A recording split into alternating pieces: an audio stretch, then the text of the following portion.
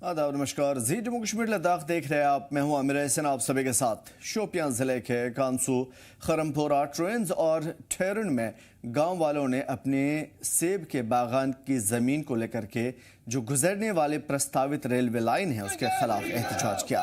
एहतजाज करने वालों ने नारेबाजी की और इस प्रोजेक्ट की मुखालिफत की। उनका कहना है कि प्रस्तावित रूट एग्रीकल्चर और हार्टिकल्चर जमीन को नुकसान पहुंचाएगा, मुकामी लोगों की रोजी रोटी पर असर पड़ेगा।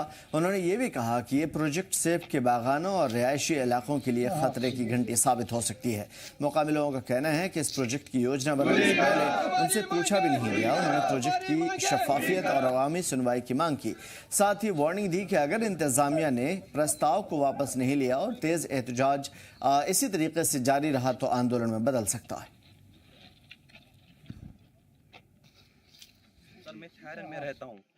जो गवर्नमेंट ने जो ये ऑर्डर निकाला है सर, इन्होंने जो मतलब कि संगम से जो कूंसू तक इन्होंने शोपियां तक जो रेलवे लाइन मतलब कि इसका प्रोजेक्ट लिया है सर, मैं ये कहना चाहता हूँ कि इस प्रोजेक्ट को वो कैंसिल करे, क्योंकि जो उन्होंने प्रोजेक्ट लिया है अभी उस पर काम नहीं हुआ है, लेकिन हुकूमत की तरफ से फैसला आया कि हम इस पर काम करेंगे। जो जहाँ से ये रेलवे ट्रैक गुजर रहा है इस वक्त, ये हमारे बागात से गुजर रहा है सर। ये हमारी सर बैकबोन है। अगर हमारी बैकबोन चली गई तो हम कुछ नहीं है इसके बगैर। अगर आप ये देखेंगे जो शोपियां एक पहाड़ी इलाका है सर, हमारा दारमदार यहाँ के बागातों पर है। मैं हुकूमत से ये गुजारिश करता हूँ, मेहरबानी करके आप हम पर वो चीज़ें क्यों आयद करते हो जिन चीज़ों की हमें ज़रूरत नहीं होती। तो फिलहाल एग्रीकल्चर और जो भी बागात यहाँ पे मौजूद हैं, बड़ी तादाद में सेब प्रोड्यूस करते हैं, उसे ख़तरा है और उसी के जो मालिकान हैं वो एहतजाज कर रहे हैं लगातार। जुनैद हमारे साथ ग्राउंड से जुड़े हुए हैं, शोपियां से जानने की कोशिश करेंगे कि क्या कुछ हुकूमत ने कैबिनेट सब कमेटी की रिपोर्ट बनाई, सब कैबिनेट के जरिए एक रिपोर्ट बनाई, उसके बाद कमेटी की रिपोर्ट मंजूर हुई। उसमें कुछ कैटेगरी में कटौती करके ओपन मेरिट को बढ़ाने की तजवीज़ थी, लेकिन फाइल अब एलजी मनोज सिन्हा के पास मंजूरी के लिए इंतजार में है। बीजेपी को छोड़कर के ज़्यादातर पार्टियां रिजर्वेशन को मुनसिफाना बनाने की बात कर रही हैं। तलबा का कहना है कि बगैर रिव्यू के रिजर्वेशन ना बढ़ाया जाए और हुकूमत पर दबाव भी है कि जल्द डायलॉग शुरू करे, वरना ये मसला और भी ज़्यादा भड़क सकता है।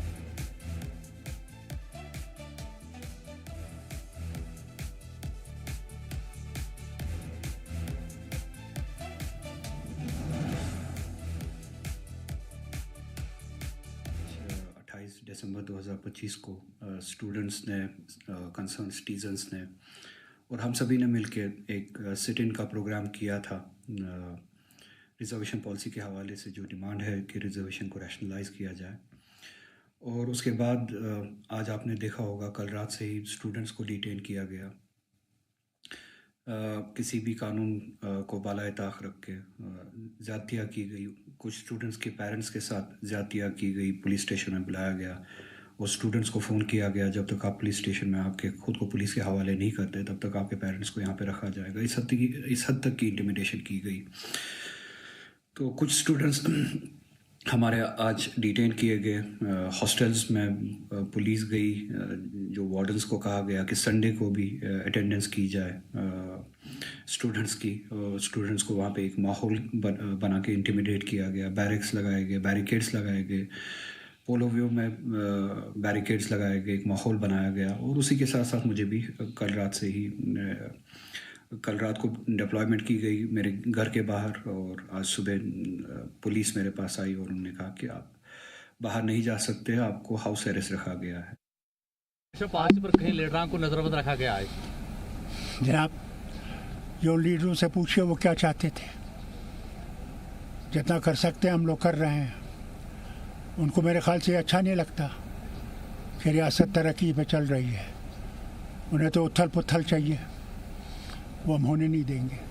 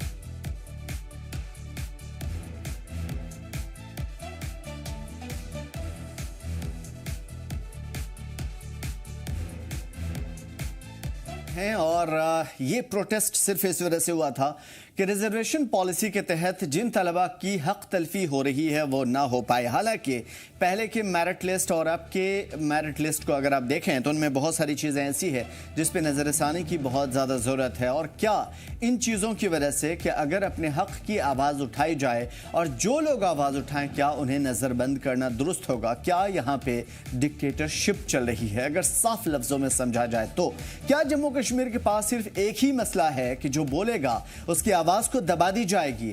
क्या कश्मीरियों के ऊपर इतने जो हमले हुए हैं इन सियासी लीडरान ने कोई भी आवाज उठाई, कोई भी कदम उठाया और ये करने की कोशिश की कि वहां के मसाइल को दुरुस्त की जाए, वहां के लीडरान से बात की जाए और एमएचए को शामिल करके इस तरह की गाइडलाइन जारी की जाए कि कश्मीरियों का तहफ़्फ़ुज़ हो?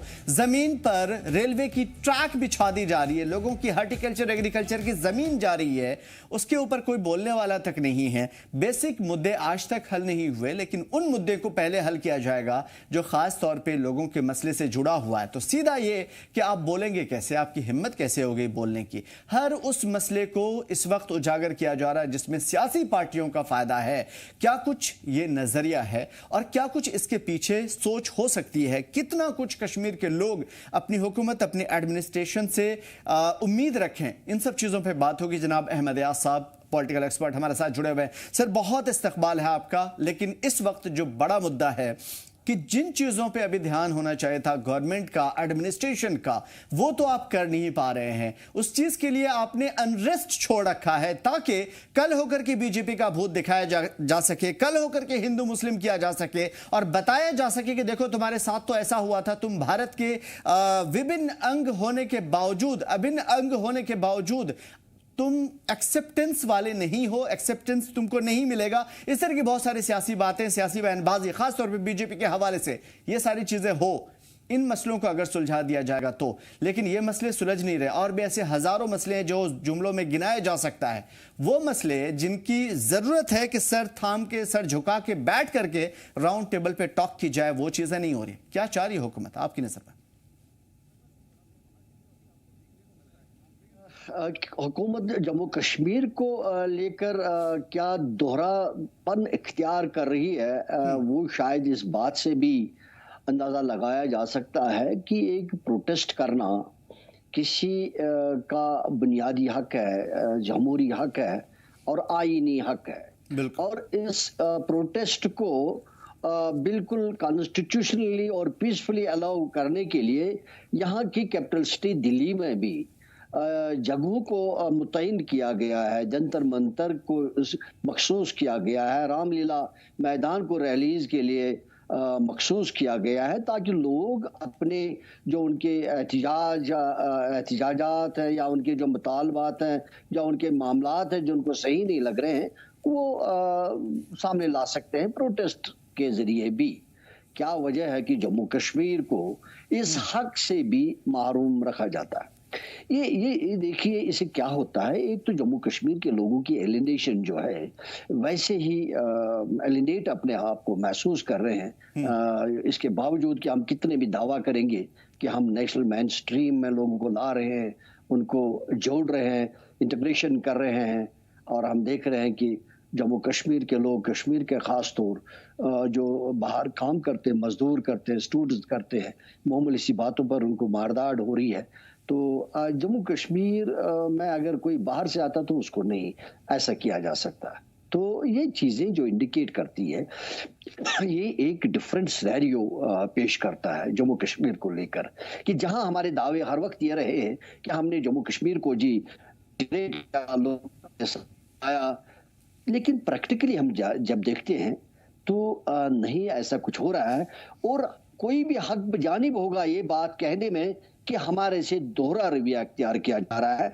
आज अगर प्रोटेस्ट के काल रुहुल्लाह साहब जो एक मेंबर पार्लियामेंट है, जिन्होंने कॉन्स्टिट्यूशन पर ओथ लिया है और मेंबर पार्लियामेंट है, सिटिंग मेंबर पार्लियामेंट है लोकसभा के, अगर वो एहतिजाज की कॉल देते हैं या प्रोटेस्ट करते हैं, क्या वजह है कि उनको नजरबंद किया जा रहा है?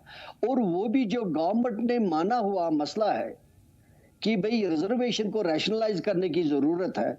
उन्होंने हाल ही में इसके कुछ रिकमेंडेशंस भी दिए हैं सरकार को, एलजी ऑफिस में। तो क्या वजह है, जब हम मानते हैं कि जायज है मामला, तो फिर इसके ऊपर अगर प्रोटेस्ट किया जाता है, डिले हो रहा है, लोगों के जो बच्चों के मामलात हैं वो इल्तवा में पड़े हुए हैं, उनके पढ़ाई के मामलात हैं, उनके नौकरी के मामलात हैं, नहीं हो रहे हैं उनको इंसाफ की बुनियाद पर, तो उसको दूर करने के लिए रिकमेंडेशंस अगर गवर्नमेंट भी कह रही है, उनका प्रॉमिस भी रहा है इलेक्शन में कि इसको हम रेशनलाइज करेंगे, इसकी तफावत जो है उसको दूर करेंगे। अब अगर उसी को परस्यू करने के लिए स्टूडेंट्स, यहाँ की सोसाइटी या मेंबर पार्लियामेंट उसको परस्यू कर रहे हैं, क्या वजह है कि किसी को हाउस अरेस्ट किया जाए, प्रोटेस्ट न करने दिया जाए, उनको रोका जाए? तो इसे क्या महसूस, अब कितना भी कोई भी कितना भी कहेगा, लेकिन अमलन यही दिख रहा है कि दोहरा मियार इख्तियार किया जा रहा है जम्मू कश्मीर के लोगों के साथ, और जो शायद आगे भी सही नहीं रहेगा। हमको चाहिए कि लोगों को अपने साथ मिलाएं, उनको बराबर वो हकूक दे दें जो लोगों को मैसर है कॉन्स्टिट्यूशनली। और अगर आप उनको कॉन्स्टिट्यूशनली हक भी नहीं दे सकते हो, तो फिर किस वजह से, किस मुंह से, किस अथॉरिटी के साथ आप ये कह सकते हो कि जम्मू कश्मीर के लोग हमें अपने हैं? और वो भी साथ साथ जब जम्मू कश्मीर के लोगों को ज़दकोब किया जा रहा बाहर, अभी हमने हिमाचल में देखा, कहीं उत्तराखंड में देखा, और कोई उसके ऊपर कोई एक्शन नहीं, कोई बोलने वाला तक नहीं है सर।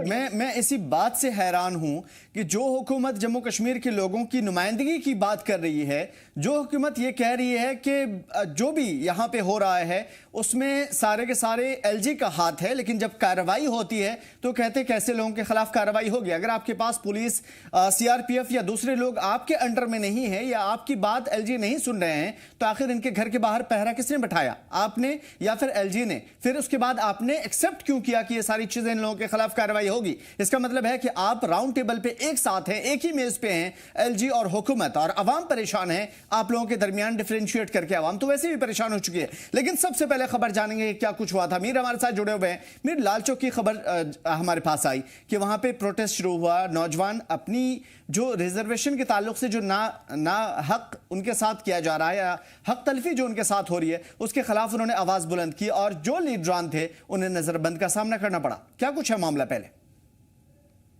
देखिए, बिल्कुल एक रोज पहले जो है इसके बारे में इंटीमेट किया गया था कि आज सुबह 10:30 बजे पोलो मार्केट, जो कि बिल्कुल एडजेसेंट है लालचौक के, वहाँ पे सभी स्टूडेंट्स जमा होंगे और एक सिट इन पीसफुली एक प्रोटेस्ट दर्ज करने की कोशिश करेंगे, ताकि जो उन्होंने अपनी तरफ से अर्जदाश्त की है रिजर्वेशन पॉलिसी को लेकर, उसको लेकर सरकार कोई फास्ट ट्रैक पे कोई कदम उठाए और उनको ये बताए कि अभी तक इस रिजर्वेशन पॉलिसी के हवाले से क्या हुआ है। लेकिन सूरत हाल बिल्कुल उसके उलट देखने को मिली। अर्ली इन द मॉर्निंग जहाँ पे ये पर्टिकुलर लोकेशन इसके लिए डेजिग्नेट की गई थी, वो बिल्कुल डेजर्टेड थी। वहाँ पे कहीं पे कोई स्टूडेंट जो है नजर नहीं आया। इनफैक्ट वहाँ पे कुछ हल्के तौर पर हम जरूर कह सकते हैं कि पुलिस की डिप्लॉयमेंट वहाँ पे देखने को मिली थी। और इस पर्टिकुलर मार्केट की अगर हम बात करें तो बिल्कुल ये एडजेसेंट है, नियर टू है, जो कि संडे मार्केट आज रहता है, और उसमें बड़ी तादाद में जो है लोग वहाँ पे आते जाते हैं खरीद फरोख्त के लिए। कहीं ना कहीं पे सिचुएशन को नॉर्मलाइज और रखने के लिए जो है उस तरह की सूरत हाल हमें कहीं ना कहीं पे नजर आई। लेकिन इसके बरक्स अगर साथ साथ आप ये भी देखें कि जितने भी लीडरान हैं जिन्होंने अपनी शमूलियत का जिक्र किया था इस प्रोटेस्ट में, वो आएंगे, चाहे हम MP अज़हरुल्लाह मेहदी की बात करें, जुनैद अजीम मत्तू की बात करें, वहीद पर्रा की बात करें। इनफैक्ट इल्तिजा मुफ्ती का भी कुछ मिनट पहले जो है एक ट्वीट आया है जिसमें उन्होंने साफ तौर पर अपने घर की तस्वीर बाहर की दिखाई हुई है, जहाँ पे उन्होंने कहा है कि बड़े लार्ज लेवल पे जो है फीमेल पुलिस पर्सनल्स की जो है वहाँ पे डिप्लॉयमेंट रखी गई है और उनको भी घर में नजरबंद रखा गया है। इसकी वजह से एक अलग जो है एक रिएक्शन जो है अब शायद पब्लिक में आया है। या अगर हम स्टूडेंट्स की बात करें, क्योंकि स्टूडेंट्स जो अपनी बात रखने की कोशिश कर रहे थे, इसको ऑलरेडी गवर्नमेंट ने एक्सेप्ट किया है। इनफैक्ट इसको लेकर जो है कहीं पे नकारक एक स्टेटमेंट जो है LG एडमिनिस्ट्रेशन की तरफ से भी अभी तक नहीं आया है। तो इसको कह सकते हैं कि अभी तक ये ग्रीन सिग्नल में सब कुछ चल रहा था। लेकिन स्टूडेंट्स की नाराजगी अब सरकार से है कि सरकार ने इनके लिए कोई कदम क्यों नहीं उठाया। प्रीवियस डेट्स की अगर हम बात करें तो इसकी शुरुआत एक एहतजाज से हुई थी, जो कि CM रेजिडेंस के बाहर हुई थी। हमने उस वाक़े को, उस सिचुएशन को रिपोर्ट किया था, और कुछ देर बाद ही कुछ जो नुमाइंदे हैं स्टूडेंट्स के, वो अंदर दाखिल हुए थे CM रेजिडेंस के, जहाँ पे उनको गवर्नमेंट ने एश्योरेंस दी थी कि जम्मू में लेकर इस पे बात की जाएगी, एक सब कमेटी तश्कील दी जाएगी। वो सब कमेटी अपनी तरफ से एक ड्राफ्ट बनाएगा और वो ड्राफ्ट तैयार करके उस पे गवर्नमेंट एक फाइनल नोट बनाएगी। वो फाइनल नोट राजभवन जाएगा और राजभवन से उसकी क्लैरिफिकेशन आएगी। ये अभी तक इसका ट्रैक जो है वो करंटली हमें नजर आ रहा है। आज जिस तरह से ये एहतजाज होना था, इसकी बेसिक वजह थी कि इस रिजर्वेशन पॉलिसी को रैशनलाइज किया जाए, according to the census, according to the population की जो गर्थ है उसके मुताबिक इसको डिवाइड किया जाए, सो दैट कि किसी के साथ कोई ज्यादती ना हो, और अगर वो किसी पर्टिकुलर कैटेगरी में आता है उसको दूसरी कैटेगरी में ऑप्शंस ना मिले, सो दैट कि जो उस कैटेगरी में एक जायज तरीके से अपने आप को एलिजिबल ठहराता है उसके साथ किसी भी तरीके से रोजगार का कोई ज्यादती का मामला ना हो। ये अभी तक की सूरत हाल है। अब जिस तरह से आज एहतजाज होना था, कहीं पे कोई एहतजाज नहीं आया। रिसेंट कुछ मिनट पहले तकरीबन 10 मिनट 31 सेकंड की MP रोहला की एक वीडियो क्लिप जो है, बाइट जो है वो शेयर की गई है, जिसमें साफ तौर पर उनका मानना है कि कई सारे सवालात वो इन स्टूडेंट्स के बिहाफ पे, एक MP होने के बिहाफ पे वो सरकार से पूछ रहे, और सरकार इस बात को क्लेरिफाई करे कि आज के इस सिचुएशन के जिम्मेदार जम्मू कश्मीर की गवर्नमेंट नहीं है, जिसको लेकर उन्होंने कई सारी पेशेस रखी हैं। तकरीबन 5 सवाल उन्होंने सरकार के सामने रखे हैं कि सरकार इन 5 सवालों का जवाब दे, जिससे ये लोगों को इत्मीनान होगा कि गवर्नमेंट इस पूरे मामले में आज इन्वॉल्व नहीं थी। और उनका ये भी मानना है कि उनको ये भी पता है कि ये जो सूरत हाल जो है आज एडमिनिस्ट्रेशन की वजह से हुई है, लेकिन वो अब यहाँ पे सरकार से एक बात की दरख्वास्त कर रहे हैं। 5 सवाल है, एक रिक्वेस्ट है कि वो लोगों के, इन खासतौर पर जो स्टूडेंट्स हैं, इनकी नुमाइंदगी करने के लिए क्या उनके साथ दिल्ली आएंगे, क्या वो दिल्ली में इन लोगों के हवाले से अपनी बात को रखेंगे।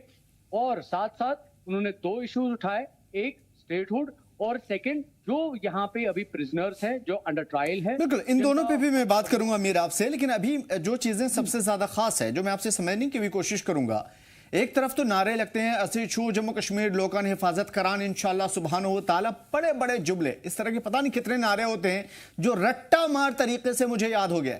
मेरे जैसे एक ऐसे शख्स को जिसको कश्मीरी नहीं आती, लेकिन मुझे याद हो गया कि जम्मू कश्मीर के लोगों की हिफाजत के लिए इंशाल्लाह ये कर देंगे वो कर देंगे।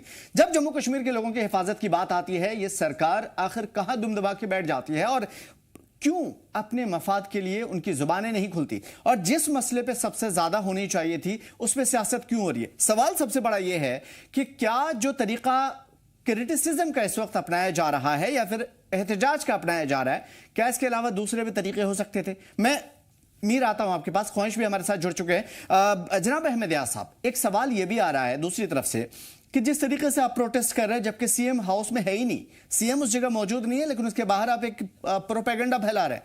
आप बैठ के भी बात कर सकते थे, अपनी हुकूमत को अपने मसाइल गिनवा सकते थे, लेकिन आपको दुनिया को बताना था कि आप जो है नौजवानों के साथ ऐसे कर रहे हैं। तो सियासत कहीं ना कहीं आप भी कर रहे हैं। क्या इस बात में दम है, और क्या इस बात में भी दम है कि जम्मू कश्मीर के अंदर नेशनल कॉन्फ्रेंस ने अपने 2 धर्रे बना रखे हैं, एक धर्रा जो अपने हिसाब से चल रहा है जिसमें सेंट्रल गवर्नमेंट को या एलजी इंतजामिया को कोई प्रॉब्लम नहीं, और दूसरा धर्रा अवाम की तरफ से नुमाइंदगी करने वाला बनाया गया है ताकि नेशनल कॉन्फ्रेंस की जो बुनियाद है, जड़ है, वो भी खत्म ना हो, लोगों का विश्वास भी बना रहे और कल होकर के पॉलिटिकल इसमें फायदा भी हो, सियासी तौर पे नुमाइंदगी भी बरकरार रहे। आपको लग रहा है कि इन चीजों में कोई सच्चाई है? इलेक्शन जब हो जाते हैं, लोग जब वोट डालते हैं तो वो अपने एक्सपेक्टेशंस को, अपने उम्मीदों को लोगों के साथ जोड़ते हैं, ये जान के कि अब हमारी इलेक्टेड गवर्नमेंट है, जो बड़े दावे रहे हैं। और हकीकत भी यही है कि जब भी आप वोट डालते हो तो आप उसको एक मुंतखब करते हो, एक नुमाइंदा बनाते हो, तो जिम्मेदारियां उनकी बनती है।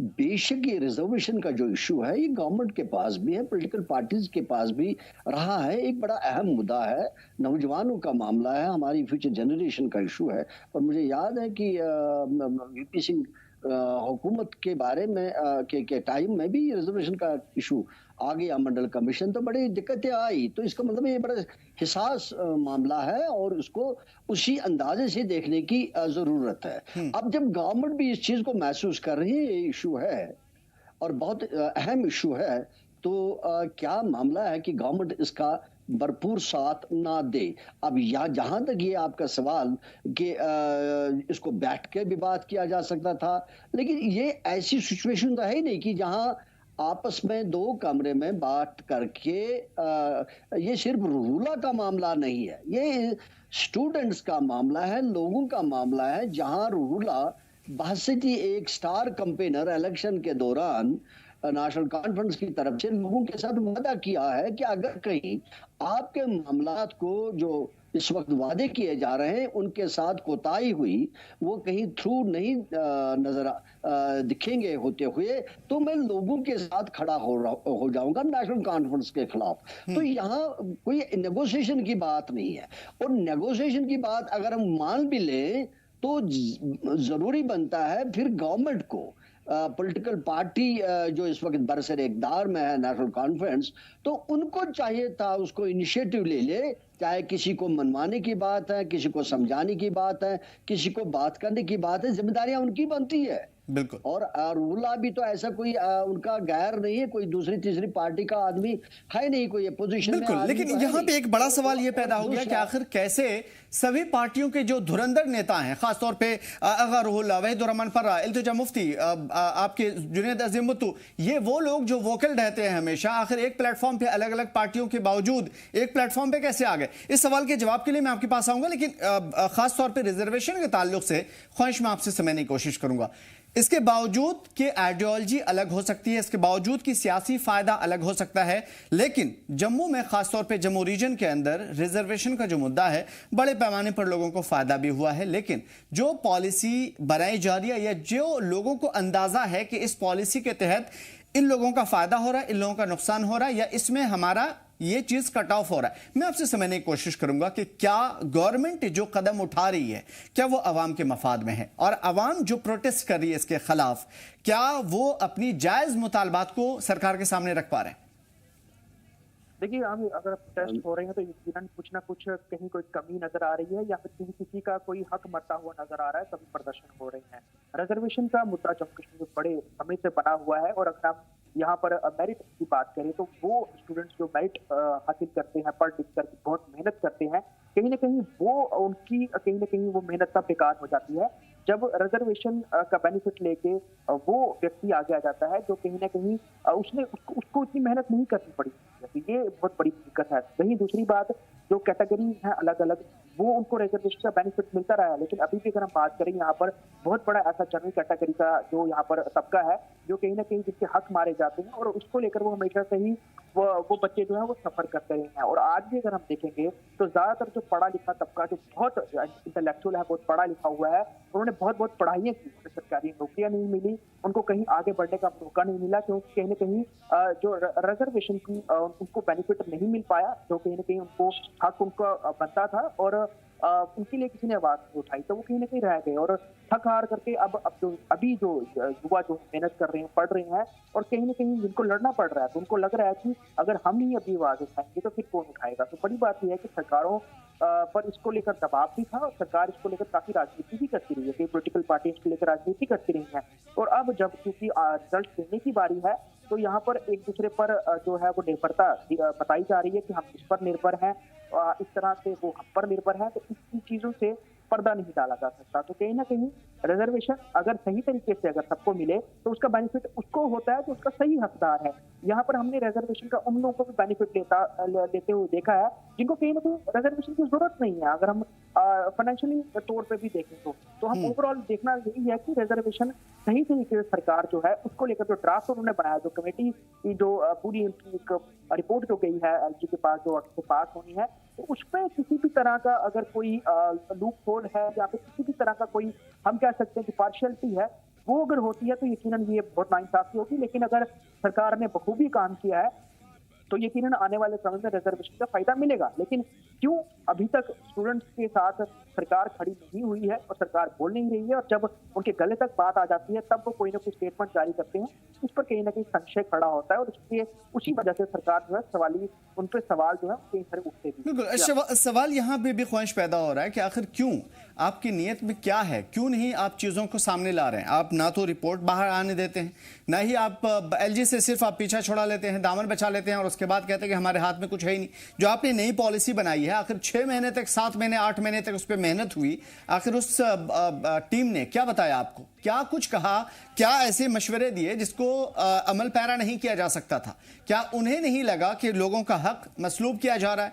क्या उन्हें यह नहीं लगा कि अगर एक बड़ी आबादी में से कुछ जो परसेंट पहले ही कम कर दिए गए थे सुप्रीम कोर्ट के ऑर्डर के बाद, अगर उनके ही आप हक तलफी कर लेंगे, उन्हीं का कट ऑफ कर देंगे, तो जिनको ज्यादा फायदा मिल रहा है फिर जाहिर से बराबर कैसे हुए? बहुत सारी सी चीजें हैं, लूप होल है जिसके ऊपर यकीनन बैठ के बात होनी चाहिए। मैं अपने गेस्ट की तरफ आऊंगा, लेकिन मीर मैं आपसे एक चीज जो खास तौर पे अपडेट लेना चाहूंगा। बहुत सारे जो नेताओं के हमने नाम लिए, वो सब के सब आज एक प्लेटफॉर्म पे नजर आए। क्या वजह रही इसकी? क्या ये सारी चीजें जो हमें दिख रही हैं पर्दे के सामने में, क्या वैसे ही है या पर्दे के पीछे कुछ और है जो समझना होगा? देखिए, रियलिटी ऑफ फैक्ट ये है कि कश्मीर में हर एक चीज सियासत का शिकार हो जाती है। ये पहली बेस है जो कहीं ना कहीं पे नजर आती है, और ऐसा लोगों का मानना है जिनके साथ आज हमारी बात हुई है।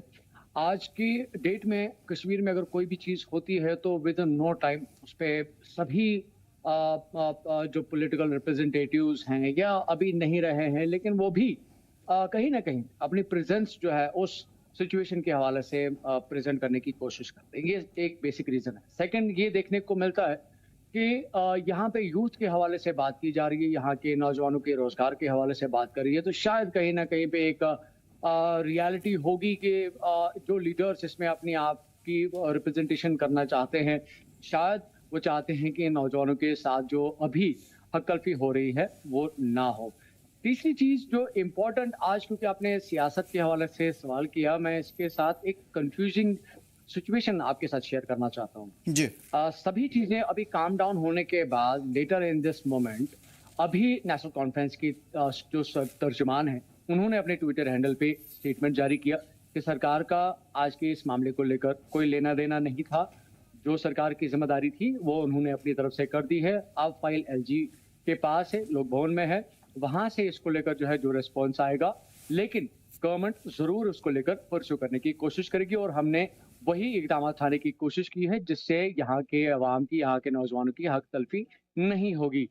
अब जहाँ पे खुद नेशनल कॉन्फ्रेंस के चीफ स्पोक्स पर्सन ये कह रहे हैं कि गवर्नमेंट का आज के इस डिटेंशन, हाउस अरेस्ट, इस सारी सूरत हाल के साथ कोई लेना देना नहीं है, वहीं पे डॉक्टर फारूक अब्दुल्ला ये स्टेटमेंट देते हैं कि जो लीडरान आज ये चाहते थे कि इस तरह की सूरत हाल हो, उनको किसी भी तरह की कोई इजाजत नहीं दी जा सकती। क्या वो चाहते हैं कि यही चीजें जो आपने कही, मैं इसी वजह से अभी कंफ्यूज हो गया, क्योंकि एक तरफ तो ये सारी सिचुएशन जो आपने बताई, दूसरी तरफ फारूक अब्दुल्ला का बयान मैं एक बार फिर से अपने गेस्ट के लिए सुनाना चाहता हूं, आप सभी के लिए और खुद के लिए भी, ताकि मामला क्लियर हो। फारूक अब्दुल्ला साहब की बाइट चलाइए जरा सा, ताकि पता चल पाए कि उन्होंने क्या कहा और इससे क्या मतलब निकाला जाए।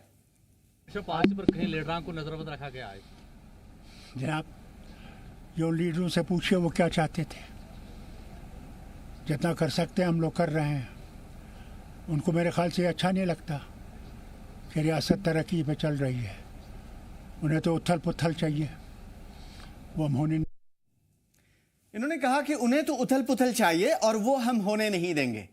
और आप कैसे नहीं होने देंगे? जैसे कि घर में नजरबंद करना, सीआरपीएफ और पुलिस लगाना। सर, जनाब अहमद यार साहब, मैं इसका मतलब नहीं समझ पाया। अगर प्लीज बेहतर तरीके से अगर आप आवाम के लिए इसे समझा पाएं, इवन खुद हम जैसे स्टूडेंट के लिए, तो ज्यादा बेहतर होगा। आप नहीं होने दे रहे हैं वो तो दिख रहा है, लेकिन आप कैसे नहीं होने दे रहे हैं? फिर उसके अलावा जो प्रीवियस के बहुत सारे मैटर हैं उस पर भी सवाल खड़े हो जाएंगे। एक तरफ आपके हाथ में भी कुछ नहीं है, लेकिन आप पावर का इस्तेमाल भी कर रहे हैं और आप होने भी नहीं दे रहे। और वो लोग जो सच्चाई के साथ आवाज उठा रहे हैं, वो डेमोक्रेटिक प्रोसेस को पूरा करते हुए आवाज उठा रहे हैं। तो हु आर यू? क्या डिक्टेटरशिप चल रही है जम्मू कश्मीर में? कोई और रास्ता है जो हमें समझना चाहिए?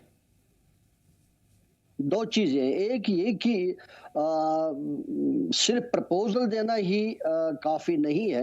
जब गवर्नमेंट मुतमईन है कि भाई कोई मसला है और उसके ऊपर उन्हें रिकमेंडेशंस करी है, तो गवर्नमेंट की जिम्मेदारी बनती है कि वो उसको थ्रू भी करे।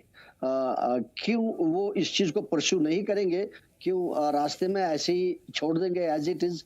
भाई ठीक है, हमने भेज दिया जी रिपोर्ट, दैट्स एनफ। वो भी एक बात। दूसरा, जो फारूक अब्दुल्ला साहब का ये बात कॉन्फिडेंटली ये कहना कि हम ये होने नहीं देंगे, ये बड़ा इम्पॉर्टेंट स्टेटमेंट है।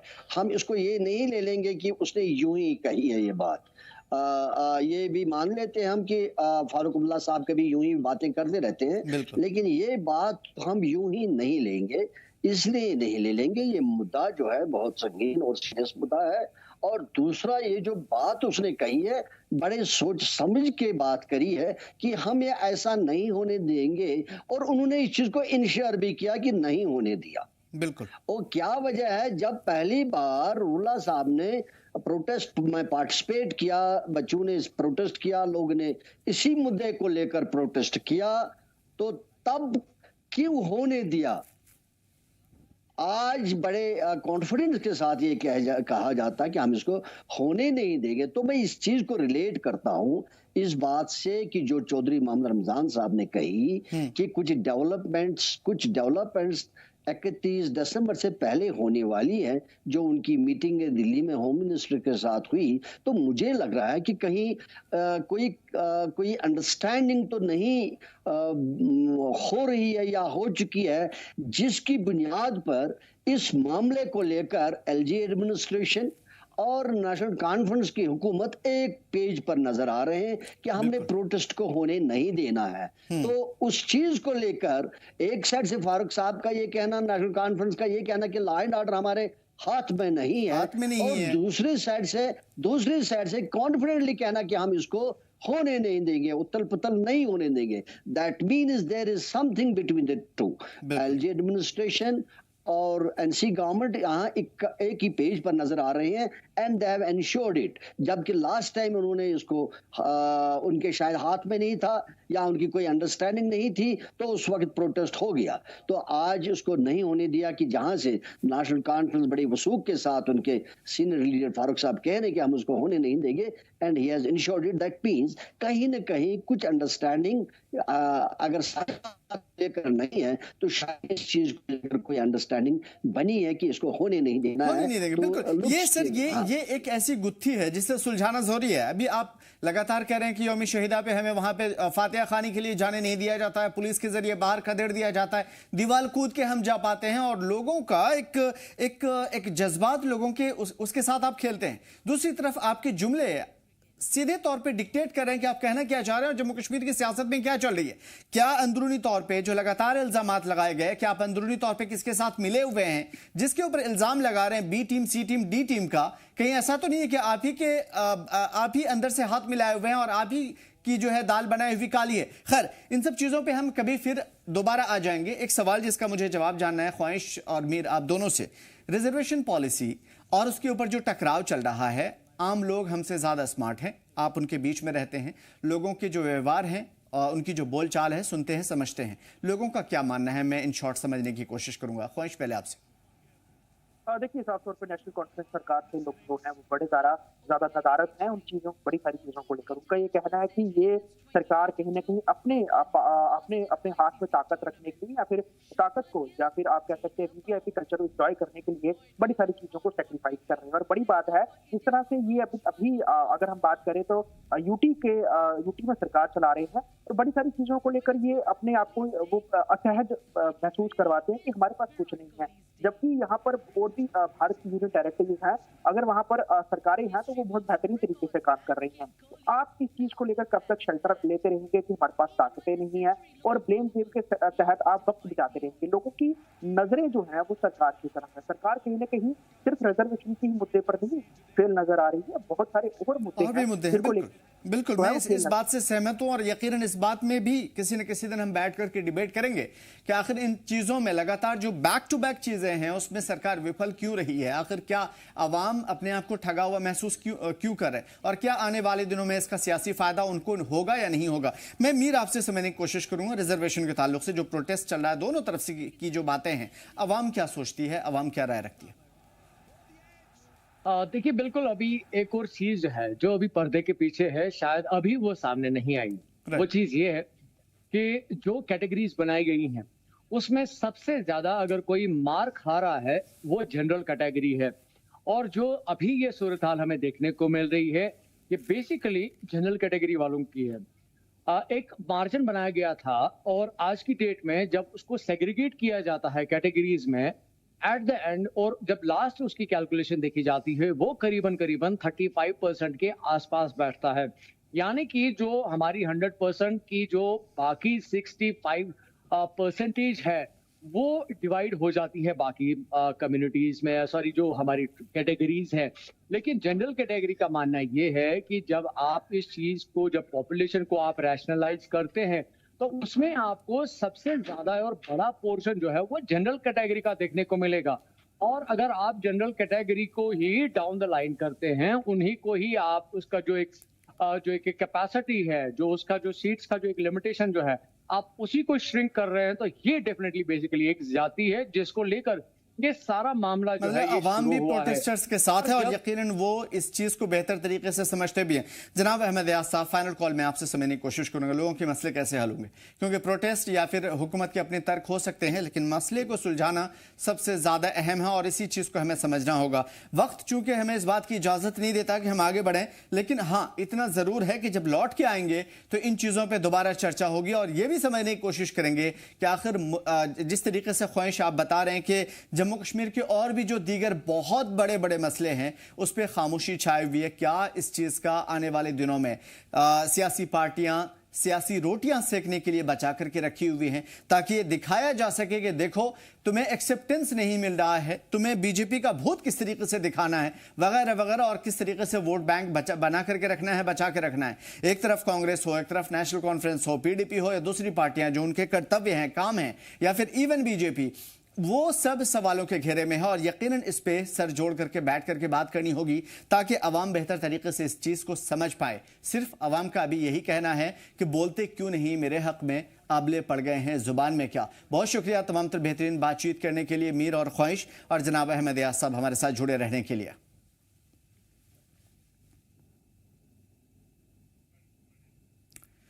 शुमाली कश्मीर के बांडीपुरा जिले के मंगनीपुरा इलाके में खास तौर पे बांडीपुरा सुपोर रोड पर एक मुश्तबा चीज दिखाई दी, एक सस्पिशियस चीज दिखाई दी। अफसरान ने बताया कि रिपोर्ट के मुताबिक मशकूक चीज मिलने के बाद से हिफाजत के मद्देनजर रखते हुए बांडीपुरा सुपोर रोड को बंद करना पड़ा और वहां से आवाजाही को फौरी तौर पे मुनक़ता करना पड़ा, कट ऑफ करना पड़ा। ये वो तस्वीरें हैं सुबह की जहां पे वो मुश्तबा चीज दिखाई दी थी।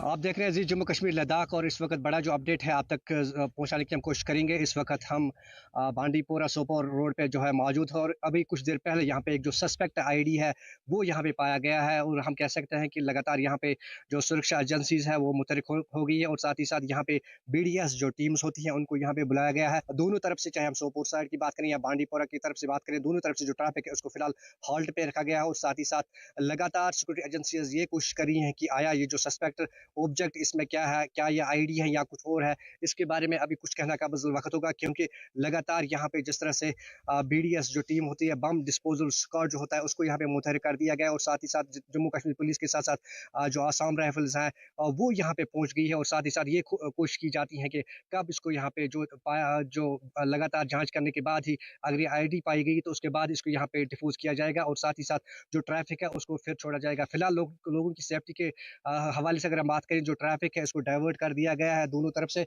और साथ ही साथ हम एंट्री और एग्जिट पॉइंट की जितनी भी बात करें उनको फिलहाल जो है बंद कर दिया गया है। क्या कुछ मजीद अपडेट होगा वो आप तक जरूर पहुंचाने की हम कोशिश करेंगे। जी जम्मू कश्मीर लद्दाख के लिए बांडीपुरा से मैं वाहिद मकबूल। श्रीनगर में LCMA से जुड़े हुए एक मामले को लेकर के MLA ने निचले दर्जे के अफसरान पर संगीन इल्ज़ाम लगाए। MLA ने हरवान पुलिस थाने में शिकायत दर्ज कराई जिसमें मुकामी लोगों को मुबैना तौर पर परेशान करने और तोड़फोड़ मुहिम के दौरान उनके नाम के गलत इस्तेमाल का इल्ज़ाम लगाया। वहाँ के लोगों को परेशान नहीं करने चाहिए।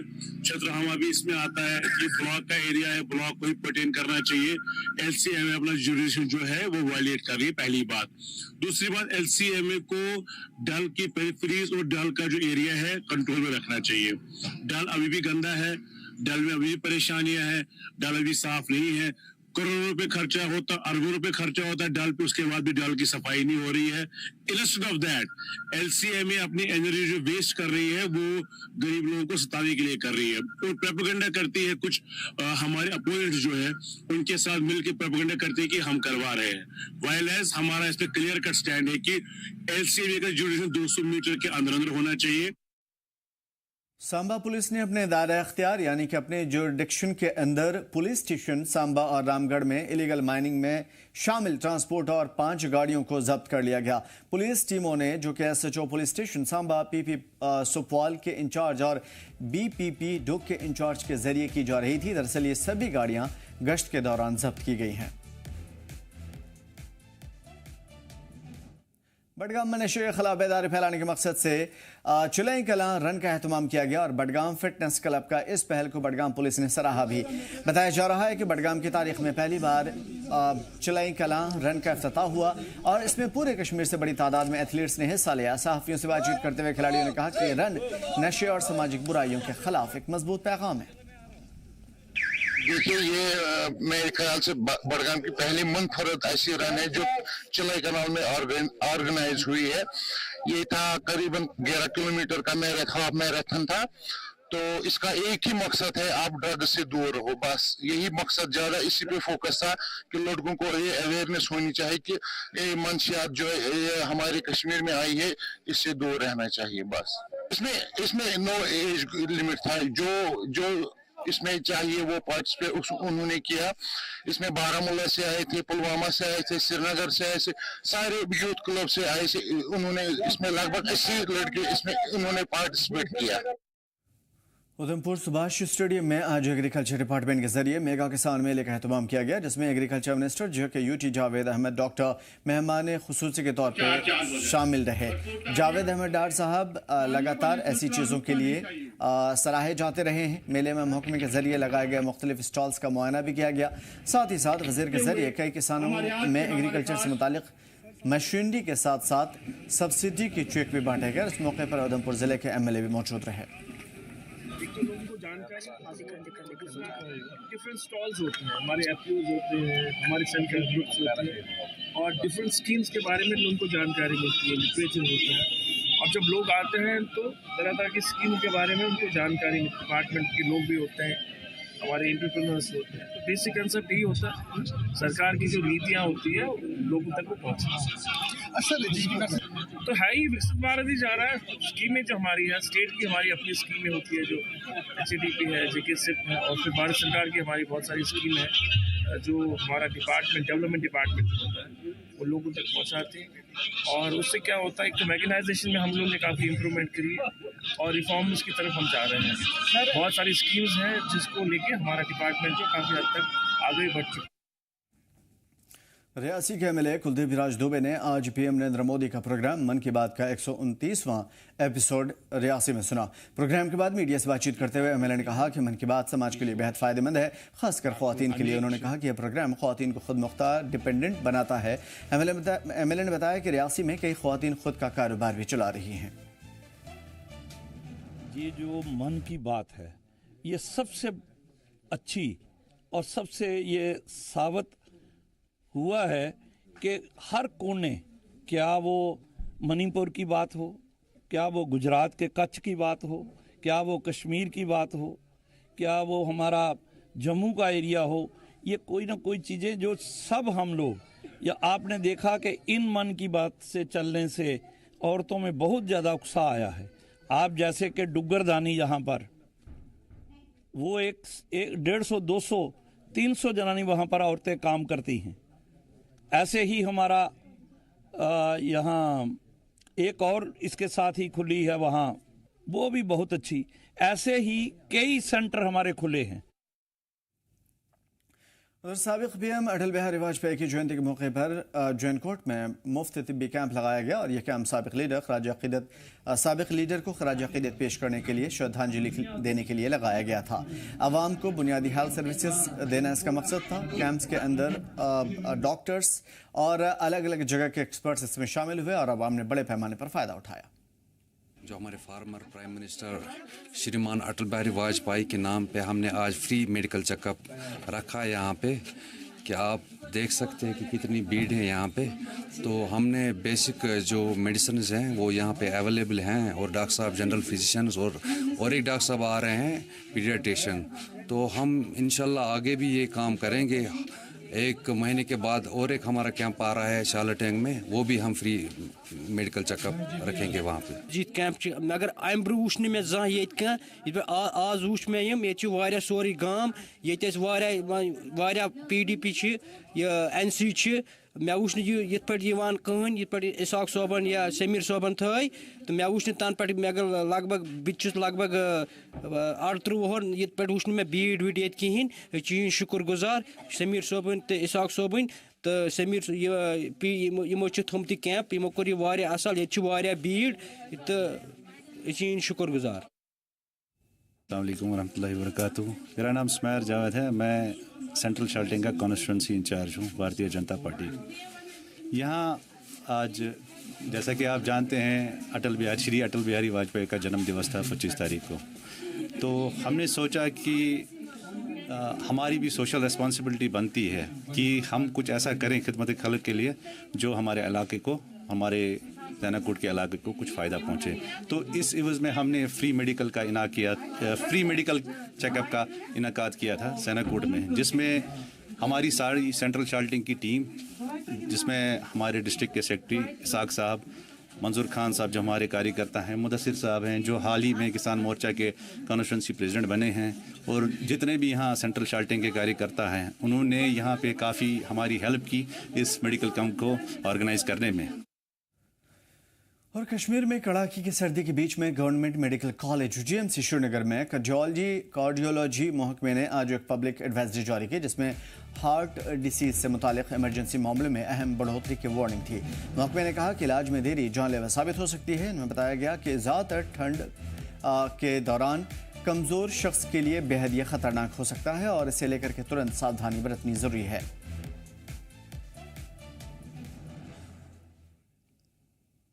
बांडीपुरा जिले के दाऊद अहमद जो कि पब्लिक एडमिनिस्ट्रेशन में पोस्ट ग्रेजुएट हैं, उन्होंने कांगड़ी हैंडीक्राफ्ट को बरकरार रखते हुए इसके लिए उन्होंने मैन्युफैक्चरिंग यूनिट कायम की।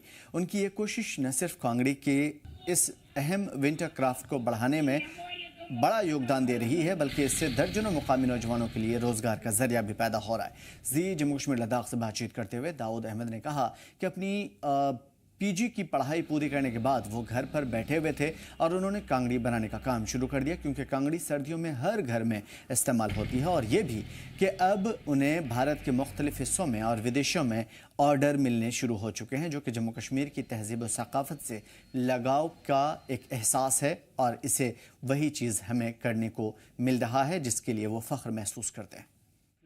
नाज़रीन, आप देख रहे हैं जी जम्मू कश्मीर लद्दाख और मैं हूं आपके साथ वाहिद मकबूल। और इस वक्त हम बांडीपुरा के नुसू इलाके में मौजूद है और हमारे साथ शेख दाऊद साहब है जिन्होंने PG किया है पब्लिक एडमिनिस्ट्रेशन में, और साथ ही साथ अब उन्होंने यहाँ पे एक बिज़नेस कांगड़ियों की है वो उन्होंने यहाँ पे स्टार्ट की है।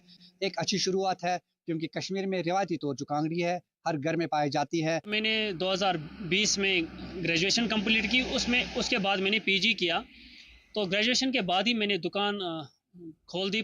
साथ मैंने 2022 में PG कंप्लीट किया पब्लिक एडमिनिस्ट्रेशन में। बांडीपोरा की कांगड़ी की जहाँ तक हम बात करेंगे, यहाँ की जो कांगड़ी ये बहुत सारे मॉडल्स पर मुनहसर रहती है, तो इनको एक अलग लुक देने के लिए हमने एक ब्राइडल कांगड़ी आरी वर्क में इसका सब बॉटम वगैरह हमने कवर करवाया। ये गिफ्ट पर्पस के लिए, जैसा कि आज लोग सर्दियों में छुट्टियां होती है, फिर कुछ कुलीग्स अपने ऑफिसर्स को कांगड़ियाँ गिफ्ट करते हैं, तो उनके लिए भी ये बेहतरीन रहती है। बांडीपोरा की जो कांगड़ी होती है ये काफ़ी ज़्यादा खूबसूरत भी होती है और इससे ज़्यादा ये मजबूत होती है। कितने आप लोगों को आप रोजगार देते हैं इसमें? बिल्कुल, अभी इससे अगर मैं अपनी बात करूं तो मेरे पीछे 10 कारीगर लगे हैं, तो वो भी उनका रोजगार भी चलता है अल्हम्दुलिल्लाह, क्योंकि वो भी अपने 10 पैसे कमाते हैं, तो मैं भी अपने 10 पैसे इन्हीं कांगड़ियों की वजह से कमाता हूँ। मैं चाहता हूँ कि जब तक मेरे जान में जान है और ईमान पर हूँ तो मैं ये काम आगे बढ़ाता रहूँगा और इसमें और निखार लाने की कोशिश करूँगा। बांडीपुरा की कांगड़ी है ये काफ़ी मजबूत मानी जाती है और रिवायती तौर हर घर में ये इस्तेमाल की जाती है। इस खास रिपोर्ट के साथ जम्मू कश्मीर लद्दाख के लिए बांडीपुरा से मैं वाहिद मकबूल। बीजेपी रामबन यूनिट ने आज साबिक प्रधानमंत्री अटल बिहारी वाजपेयी को खराज अक़ीदत पेश किया और फिर प्रधानमंत्री नरेंद्र मोदी के मन की बात प्रोग्राम को सुना। प्रोग्राम की शुरुआत बीजेपी के कारकुनों के जरिए हुई, जिन्होंने सभी ने अटल बिहारी वाजपेयी को श्रद्धांजलि दी।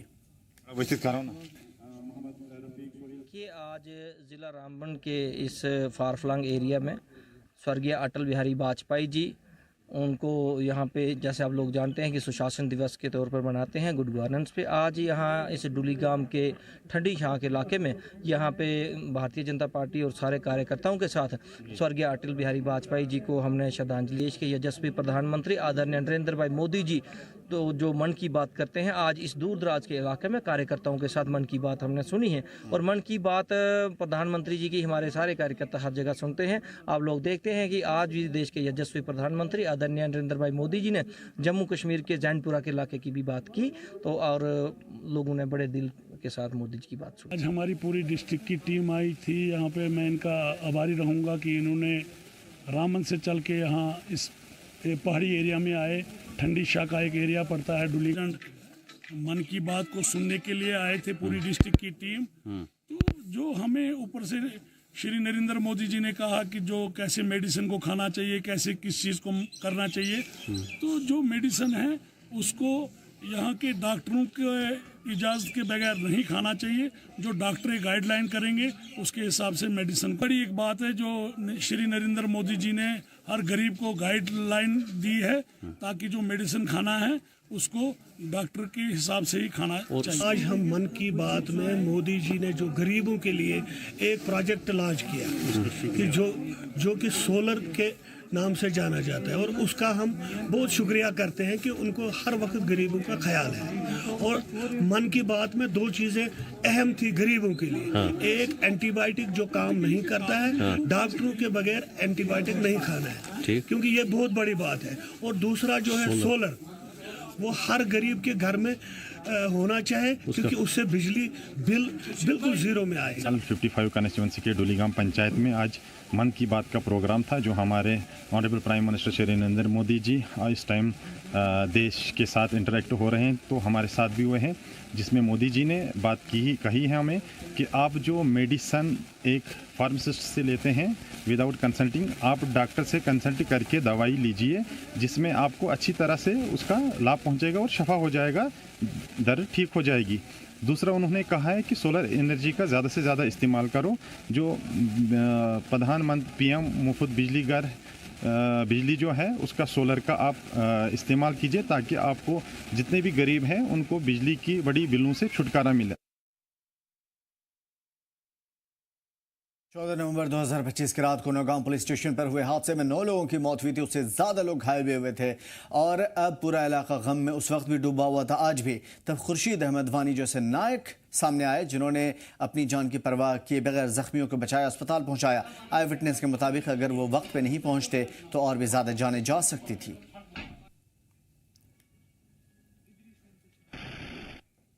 कश्मीर में जब भी कोई बड़े वाक़या पेश आए हैं तो कश्मीरियों ने अपनी जान की परवाह किए बगैर लोगों की जान बचाई है।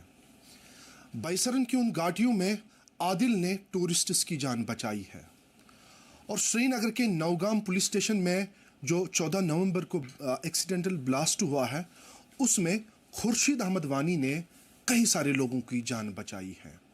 हालांकि नज़दीकी एक अस्पताल था। जब ये रात के 11:20 पे जब ब्लास्ट हुआ तो बिल्कुल पुलिस स्टेशन के पास रह रही है, और जब ब्लास्ट हुआ तो ये जल्दी पुलिस स्टेशन की तरफ गए हैं, और वहाँ पे क्या कुछ सीन इन्होंने देखा है और कैसे इन्होंने लोगों की जान बचाई है, ये जानने के लिए आज हम खुर्शीद साहब के पास आए हैं। वो आदिल भी हम नहीं भूलेंगे, ना हम इस खुर्शीद को भूलेंगे, क्योंकि इन्होंने कश्मीर का नाम रोशन किया है और कश्मीरियों को एक अच्छी इमेज बाहर पूरी दुनिया में दिखाई है। जो भी आजकल कश्मीर के बाहर कश्मीरियों के साथ हो रहा है, उसकी एक मिसाल खुर्शीद अहमद भी है और आदिल भी है। इन्होंने क्या कुछ रवैया टूरिस्ट्स के साथ किया, और जम्मू कश्मीर पुलिस के साथ साथ रेवेन्यू ऑफिशियल्स को इस खुर्शीद वानी साहब ने बचाया है। खुर्शीद साहब, पहले हम आपको सलाम करते हैं, आपके जज्बे को सलाम है। ये थोड़ा बता दीजिएगा हमें, 14 नवंबर रात के 11:20 पर क्या आपने देखा और कैसे क्या महसूस किया आपने, और कौन सी ऐसी चीज़ आप में जागी कि आप बिना अपने आप की परवाह किए बगैर आप पुलिस स्टेशन की तरफ दौड़े, जहां पे 9 से ज़्यादा लोगों की जान भी चली गई, आपकी जान चली जा सकती है उसमें। वालेकुम सलाम जनाब, आपका शुक्रिया कि आपने थोड़ा टाइम निकाला। जब ये 11:23 ब्लास्ट हुआ, मेरे बच्चे थे वहाँ पर, मेरे मिसेज थे, इतना ब्लास्ट हुआ कि मैंने सोचा कि एयर ब्लास्ट हुआ, जैसे आग की इधर खिड़कियों की तरफ आ गई। और उसमें जो मेरा मकान है उसमें मेरे गाड़ी बाहर थे, उसमें भी शीशा तोड़ गया और मेरा शीशा लगभग 5-6 मकान को तोड़ गया। उसके बाद में थोड़ी सी आवाज़ बाहर हो गई, आवाज़ की ज़ोर से आवाज़, मैं निकले बाहर, मेरे बच्चे मिसेज भी निकले बाहर। मैं बाहर जब निकला तो इन्होंने बोला कि थाने की तरफ कुछ हो गया। मैं वहाँ से दौड़ा सीधा मैं थाना, ट्रैक सूट मुझे लगा के नाइट सूट में उसी में चला गया सीधा। मैंने नहीं देखा कि क्या है क्या नहीं, सीधा चला गया उधर थाने में। वहाँ पे मैंने देखा पूरा आग ही आग, पूरा जैसे पता नहीं क्या था, माहौल ये ख़तरनाक था। मैं डर गया, मैं बोला ये क्या हो गया है। फिर वहाँ से ज़ख्मी जो इंजर्ड है, मैंने कांधा लगाया और हाथ में उठाया, उनको छोटे एम्बुलेंस थे उसमें हमने भरा, नज़दीकी हॉस्पिटल यहाँ पे है, और लगभग 10-12 को मैंने अपने हाथों से वहाँ पे लिया। मैंने 4-5 चक्कर एम्बुलेंस में किया, और उस वक्त SDRF और मैं और पुलिस के जो थोड़े वो जवान थे वो आए थे वहाँ पे। और मैं सीधा चला गया वहाँ पे जहाँ पे एक साइड में ब्लास्ट हुआ, दूसरी साइड में एक सिपाही, उसका नाम है इरशाद अहमद, वो कांस्टेबल है, उस स्लिप के नीचे से दब गया था। और मैं SDRF के साथ वहाँ पे गए, और मैंने एक लकड़ी हमने उठाया वो बड़ी सी, और उसको मैंने यहाँ पे कान दे दी, ऐसे उठा के नीचे से लगा दिया। आधा घंटा कम उसको लगाने में वहाँ से हमने रिस्क किया, निकाला उसको बाहर, फिर उसमें वैन में हमने बिछा दिया उसको एम्बुलेंस पे, फिर हमने सीधा उसको हॉस्पिटल मैंने लिया। और उसके बाद मैंने ये डेड बॉडी थी वहाँ पे, मैंने सुबह लगभग यही 12 बजे 2 डेड बॉडी, और उसके बाद 3 बजे तक और डेड बॉडी मैंने हाथों से नीचे हुए दबे थे। उसमें कैमरामैन था पुलिस का, वो बेचारा भी बहुत मतलब 9 तक अलबल शहीद हो गए और लगभग 24 हो गए इंजर्ड। उसमें मैंने कैमरामैन के एक हाथ पहले डेड बॉडी उठे कि इसमें भरा मैंने एम्बुलेंस में, दूसरे बाद उसके हाथ नीचे से अलग से कट हुआ नीचे था, और उसको मैंने अपने सीने में लगाया और उसमें भरा। और एक भी SHO था 3 सीटर वाला, उसका भी लगभग आधा ही था। हमारा इधर नज़दीकी मेरा ये मोहम्मद शफी पारी साहब है, उसका भी आधा ही था, और इस साइड में भी मैंने उनको लगभग। खुर्शीद साहब, ये जो आप पूरा बयान कर रहे हैं इसके लिए जज्बा होना चाहिए। जी। आपकी भी जान वहाँ पे चली जा सकती थी कि जिस तरीके से ब्लास्ट वहाँ पे हुआ है। किस चीज़ ने आपको मजबूर किया कि आप जानबूझकर वहाँ की तरफ गए जहाँ पे आपकी जान को भी खतरा था? मेरे मिसेज ने बोला आप क्यों जा रहे हो उधर खतरा है, उधर खतरा, आप मत जाओ उधर। मैंने बोला नहीं आप छोड़ो, खतरे की कोई बात नहीं, मैं वापस से आऊँगा।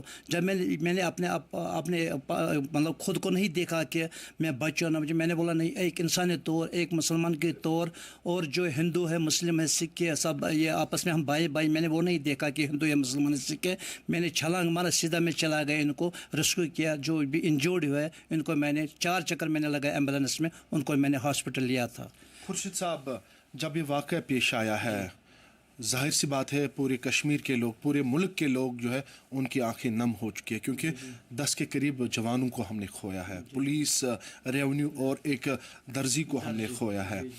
ये मुझे बताइएगा, अगर आप मौके पे ना पहुंचते तो कितने और लोग की जान चली जाती? अगर मैं मौके पर नहीं पहुंचे कम से कम 4-5 और जाने जाते हैं, क्योंकि जल्दी मैंने उनको रेस्क्यू किया। SDRF में और पुलिस के जो भी उस टाइम आए थे वो भी हमने जल्दी उनको लिया, नज़दीकी हॉस्पिटल में उनको हमने भर्ती किया।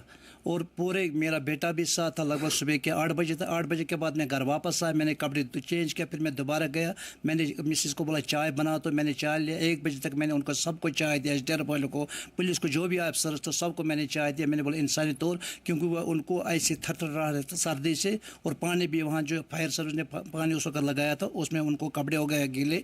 मैंने उनको पूरे तरीके से चाय, लगभग पूरे दिन में उनको मैंने चाय दिया इंसानी तौर पे, क्योंकि मैं चाहता हूँ कि अगले जो भी किसी वक्त भी हादसा हो का है, किसी ये नहीं देखना कि हिंदू हो मुसलमान, और रास्ते में अगर एक्सीडेंट हो जाए हेल्प करना चाहिए। खुर्शीद साहब, खून की नदियाँ आपने 14 नवंबर को देखी है, आज आपके जहन में वो सब चीज़ें आ रही हैं? जनाब वो तो आ रही है। उस वक़्त मैंने 2 दिन खाना नहीं खाया। जब मैंने पूरे आँख में यह हाल मचा था, देखा था ये, मैंने पूरे 2 दिन में खाना नहीं खाया। उस वक़्त मुझे याद पड़ रहा है कि उस वक़्त क्या हुआ था, कितना हुआ था कि शहीद वो बेचारे सब 9 हो गए शहीद बेचारे।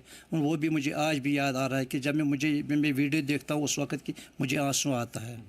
तो जो आपने जज्बा दिखाया है, हालांकि पुलिस के टॉप ऑफिशियल्स भी यहाँ पे आए हैं, कोई आपको उन्होंने हौसला अफजाई की है, कोई आपके साथ बात हुई है उनकी? नहीं, मुझे किसी के साथ बात ना मेरे पास कोई आया। हाँ, खाली सीआईडी आया, सीआईडी जनाब आया और एसएचओ उसने कहा कि उन्हें लिख के दिया, आगे भेजा है मेरा ये जो जितना मैंने काम किया वो क्या उन्हें वो आगे भेजा है। हेड ऑफिस में बोला कोई चिंता नहीं है, हम आपका करें। और इसमें भी एलजी साहब का शुक्र है कि उन्होंने इनको ये नौकरियाँ दी। ये बेचारे सब गरीब था, इनके पास कोई नहीं था, इनका हाथ बढ़े। मैं अच्छा शुक्रिया करता हूँ उनको कि उनने इनको नौकरियाँ दिया। अच्छा है जनाब। तो ये बताइएगा कि 14 नवंबर लगभग रात के 11:30 बज चुके थे, सब नींद में होते हैं। जब आपने आवाज़ सुनी है तो गालिबन पूरे इलाके ने आवाज़ सुनी है, तो सारे डर का माहौल था पूरे वादी कश्मीर में। जब सुबह खबर चली कि इतने लोगों की जान चली गई है, तो अपने आप पे कितना फ़ख्र है कि आपने कई सारे लोगों की जान बचाई। जब मैंने ये ब्लास्ट सुना उसी वक्त में जल्दी का मैंने अपने आप को मतलब ये हलाकत में पान डाल। मैंने ये सोचा कि मैंने बोला चलो मैं भी अगर 9 हो गया शहीद, मैं भी जाऊंगा इसमें शहीद, दर्जा ऊपर अल्लाह तक का सारा। मगर मैंने इंसानी तौर हेल्प किया। मैंने ये नहीं देखा अपने आप को कि नहीं मैं भी मर जाऊँगा। लोग सब सोए थे, कोई नहीं कहा, मैं अकेला खुद निकला वहाँ पर कि मैंने उसको वहाँ से किया जनाब। मुझे याद है जब पहलगाम की बैसरन की वादी में एक अनफॉर्चुनेट इंसिडेंट हुआ जिसमें कई सारे जो गैर रियासती यहाँ पे सयाह आते हैं उनकी जान चली गई। और आदिल नामी एक बंदा है जिसने कई सारे लोगों को बचाया है जो बाहर से यहाँ पे टूरिस्ट्स आते हैं। लेकिन आजकल कश्मीरियों को बाहर कई सारे कश्मीरियों को सताया गया है। क्या आपको नहीं लग रहा है कि वो सब चीज़ें एक मैसेज बाहर जाती है कि कैसे यहाँ के टूरिस्ट्स महफूज हैं और बाहर कश्मीरियों के साथ ये सब हो रहा है? ये तो जनाब गलती है, उनको नहीं करना चाहिए था कि बाहर, वो भी हमारा आखिर भाई है। जब वहाँ से टूरिस्ट आते हैं यहाँ पे हम उनका बहुत रिस्पेक्ट करें, उनको बहुत खदमत करते हैं। कुछ अगर किसी को उधर जाना होता है हम दिखाते हैं, हम साथ आते हैं। कुछ भी परेशानी होते हैं बर्फ़ में कुछ भी होता है हम उनको साथ देते हैं। ये नहीं करना चाहिए क्योंकि वो भी हमारे भाई है। वहाँ से भी हमारे भाई यहाँ पे बिहार से आते हैं, लखनऊ से आते हैं, बहुत दूर से आते हैं मजदूर करने के लिए। हम उनको बहुत रिस्पेक्ट करते हैं। चाय पिला जो भी हमारे घर में खाना होता है हम उनको देते हैं। ये नहीं करना चाहिए, आखिर वो भी हमारा भाई है, ये भी हमारा भाई है। मेरा आखिरी सवाल है खुर्शीद साहब, यहाँ पे ऐसे वाक़या होते जा रहे हैं, चाहे एक्सीडेंट हो या ऐसे इंसिडेंट्स हो, लोग खाली तमाशा देखते हैं। लोग खुर्शीद वानी की तरफ नहीं है, आदिल की तरह नहीं है कि वो इंसिडेंट की तरफ भाग जाए। लोग तमाशा देखते हैं, एक्सीडेंट हो जाए या ऐसे इंसिडेंट्स हो जाए, लोग तमाशा देखते हैं और दूर दूर से वीडियो बनाते हैं। उन लोगों के लिए आपकी क्या मैसेज है? क्या कुछ करना चाहिए जब ऐसे वाक़या हो जाए?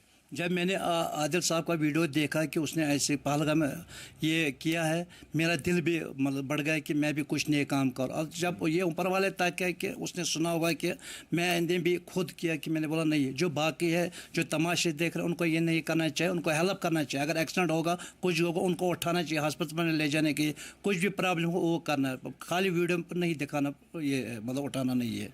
बहुत शुक्रिया खुर्शीद साहब हमारे साथ तफसीलन बात करने के लिए।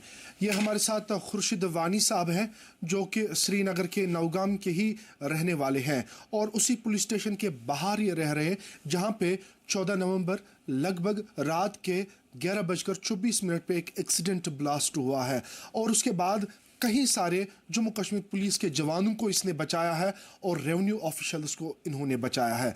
अगर मौके पे ना पहुंचते शायद कुछ और ही मंजर यहाँ श्रीनगर के नौगाम में होता। आपको मैं बताऊं कि जिस तरीके से बैसरन में आदिल ने लोगों की जान बचाई है, वैसे ही खुर्शीद ने श्रीनगर के नौगाम पुलिस स्टेशन में कई सारे लोगों की जान बचाई है। कैमरामैन फिरदौस नजार के साथ मैं आकिब डार, जी मीडिया, श्रीनगर।